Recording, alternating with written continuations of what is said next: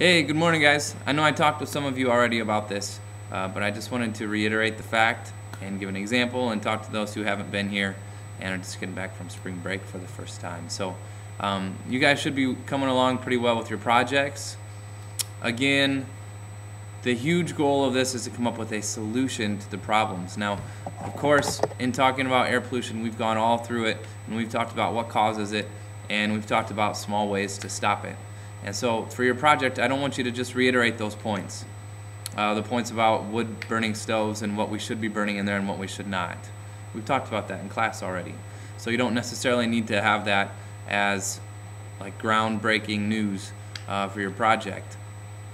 And we also talked about recycling and trash, throwing out trash and how that adds to pollution, and wood-burning stoves on the cold days, and we've discussed a lot of things. One example of what I mean by come up with a solution is this. I may focus on one aspect of air pollution that's bad, and I'm going to say, all right, in Nenana we have bad air pollution around here. I know what some of the causes are. In my opinion, and this may be true, it may not be true, we talked about this already, so you should know, but in my opinion, a big aspect of it is from cars. And so I'm going to create a program that tries to cut back on pollution caused by cars. And so what I'm going to do is, it's going to be called, I don't give it some magical great name of a program, but basically it's this. I'm going to print up pieces of paper that have ways to cut back on air pollution, and it's going to be nicer than just like a piece of paper. It's going to look a little bit more official, but it's to go inside of every car in Nenana, and it is to go right on the steering wheel. So whoever the driver is, they can see it right there, and it's going to list different aspects of ways that people can cut back. For example, keeping their tires inflated on their car is going to give them better gas mileage, so they're going to have less emissions.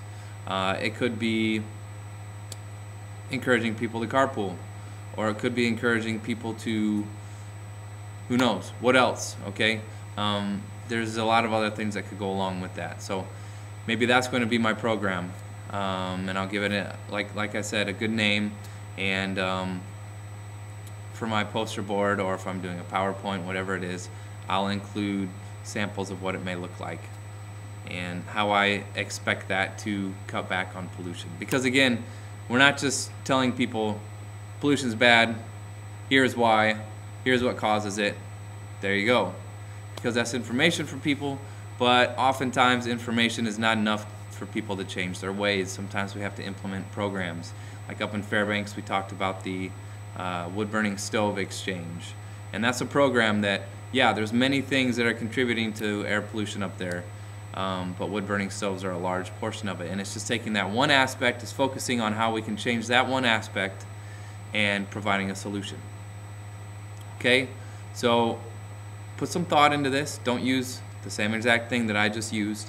Put some thought into it, come up with a good program that you can implement into this, and make sure that this is a decent part of your poster board. Your poster board needs to include all those things that I included on that paper that I gave you, talking about the air pollution problems and what is contributing to it and how we can cut back on them, but include your program.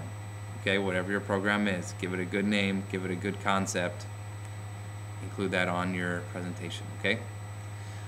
So best of luck to you guys, and I'll be back soon.